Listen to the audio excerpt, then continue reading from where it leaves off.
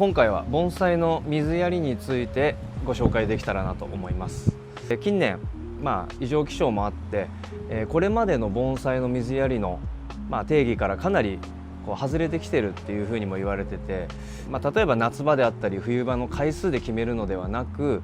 その木のそれぞれの状態を見ながらの水やりが正しいと言われてきてます。水やり3年と言われるぐらい盆栽園に修行に入ると、まず水やりから覚えさせられるというぐらい、水やりだけでもすごく深いものがあるので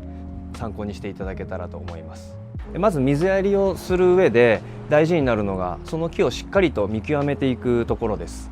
特にこの表土の乾き具合、ここをしっかりチェックするのが大切なので、まず見た目ですね。土の色が乾ききってるのかどうか判断してください。濡れてる色と乾ききってる時の赤玉土の色は大きく変わります。特に表面が乾いてるように見えても、指で掘ってみると中の方が湿ってる場合もあるので、もし気になったら指で直接こうやって掘ってみてください。5ミリ1センチぐらい掘ってって、それでも中の方まで乾ききってたら、もうこの木は今完全に乾いちゃってます。判断基準として、この鉢自体がカラッカラの状態の重さと、水やりをした後中が湿ってる状態の重さの違いを知っておくことも大切です。それでは早速実際にこの木に水をやっていきたいと思います。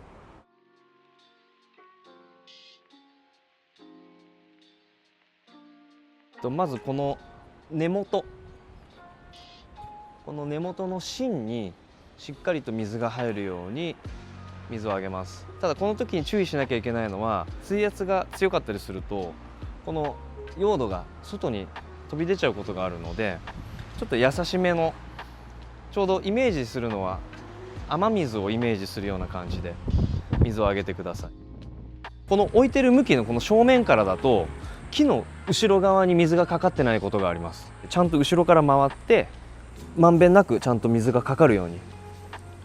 注意してあげてください。同じ方向からかけないっていうこと。水やりの基本として、これバーッとかけただけだったら全然中まで浸透してない場合が鉢によってはあるので、それを防ぐためにも、一度水が中に浸透していく姿をしっかり見て、で中まで最後水が入ってったなと思ったところで、もう一度最後に水をしっかりあげると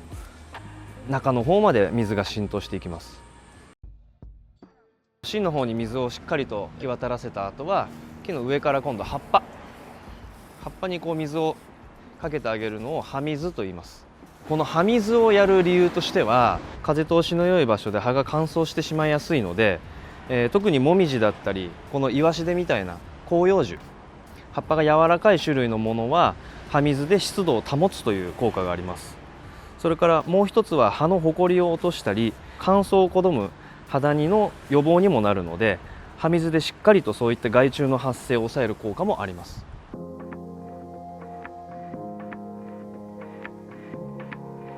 応用編として、植え替え間近なこういった木だと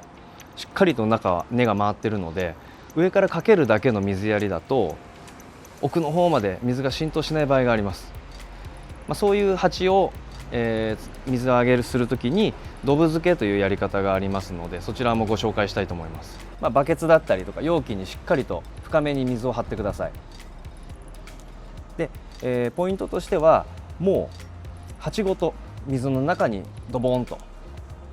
つけちゃいます。ポイントは空気がブクブク出てくるので、空気が出てこなくなるまで長めにしっかりとつけてください。じゃあ早速つけてみたいと思います。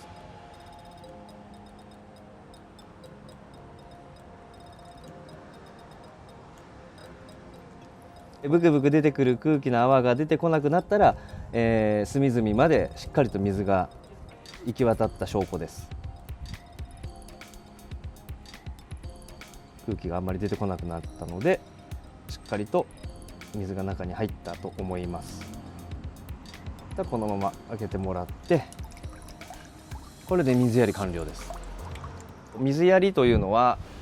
盆栽に限らず植物の育てる上での基本だと思うんですけど、とても奥深いものがあると思います。で特に、水やりをする時にその木の状態をしっかり見て、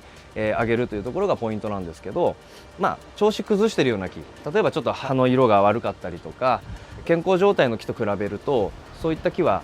水を吸い上げる力が非常に弱っているので、通常通りの水やりでは根腐れを起こして枯れてしまう可能性があります。そういう時は、こういったブロックだったりとか、使ってない植木鉢を鉢の下にこう敷いてあげて木を傾けてあげることによって通常通りの水やりをしても水はけが早いので、あげた水がすぐに出るようになったりとか、もしくは水を少なめに控えめにしてあげて、葉水をかけてあげたりとか、その木のそれぞれの状態を見ながら皆さんもご自身の木、工夫して水やりを行ってみてください。